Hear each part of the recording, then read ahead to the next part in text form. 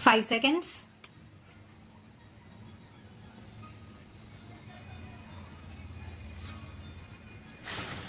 I am glad to welcome you today to this conference. As you are aware, our object is to discuss problems of universities with special reference to the improvement of standards and coordination of facilities for higher education. It was my intention to call this conference in January, but on account of pressure of work, this could not be done. The problem we have met to discuss is not new, though it has acquired a new urgency after the attainment of independence. You are all aware that for the last 30 years or more there have been persistent and at times well-founded criticisms of our universities. The great increase in the number of students has been accompanied by a fall in the standard of attainment. Ill-equipped and ill-trained graduates have increased the number of the unemployed.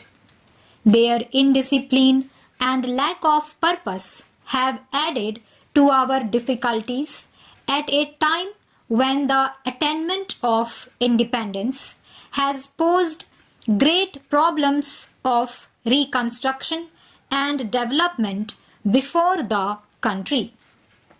It was in order to examine the existing defects and make recommendations for the remodeling of university education in conformity with the needs of free India that the Radhakrishnan Commission was appointed in 1948. The Commission made a careful survey of the entire field and made recommendations for necessary changes in the academic, financial and administrative setup of our universities in the new context.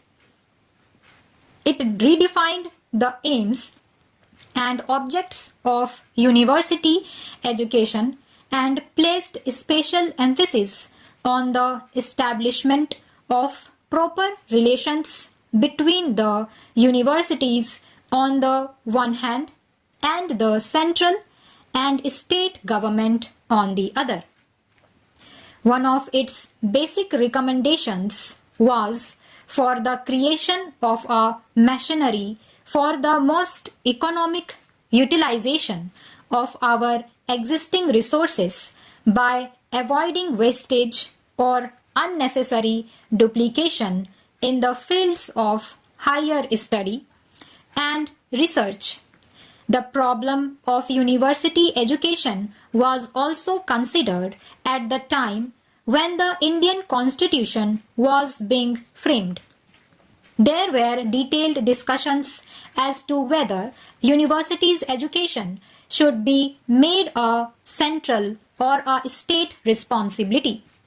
The Radhakrishnan Commission had recommended that the all India aspects of university education, the repercussions and interchanges necessary and desirable between universities and the need or a national guarantee of minimum standards of efficiency require that university education should be a concurrent responsibility of the center and the states.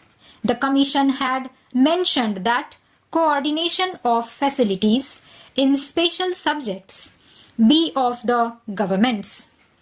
The coordination of facilities in higher education and the maintenance of standards of university education is thus an exclusive central responsibility. This makes it necessary for the Government of India to take an immediate and direct interests in the affairs of all universities in order to ensure that the provisions of the Constitution are carried out. The government has considered the matter carefully and reached the conclusion that this responsibility cannot be discharged without the creation of an agency which would enable the government to carry out the necessary supervision and overall guidance. Since this duty is an exclusive central responsibility, the government would have been entitled to set up, for these purposes, an official body composed of its own officers and nominees. The government did not, however, do so. The government recognizes the value of university autonomy and desires that the necessary reforms in universities should, as far as possible, be initiated by the universities themselves. The government is also of the view that in all such steps for the improvement of standards of higher education in the country, the cooperation of the states at every step is not only desirable but essential. It is on this account that the Government of India prepared a draft bill entitled Universities Regulation of Standards Bill. Before introducing it into Parliament, the Government of India referred it to the state governments and the universities for their advice and guidance. I must confess that I have been somewhat surprised by the response of the universities to this gesture of cooperation by the central government. The Inter-University Board, in its Madras-Chennai session, has expressed itself against the bill and raised doubts about its purpose and provisions. Nevertheless, the board itself had to recognize the need of a machinery to effect coordination and improvement of standards. In view of this recognition, the suggestion that the draft bill indicates a desire of the Government of India to interfere with the internal autonomy of the universities is quite unfounded, and it is difficult for me to understand the grounds for such suspicion. As I have already said, the government could, if it so wished, introduce the bill without referring to the universities. That it has not done so is itself evidence of the government's regard for university autonomy. Further, the constitution of the body proposed in the bill is such as to ensure that the autonomy of the universities will be respected.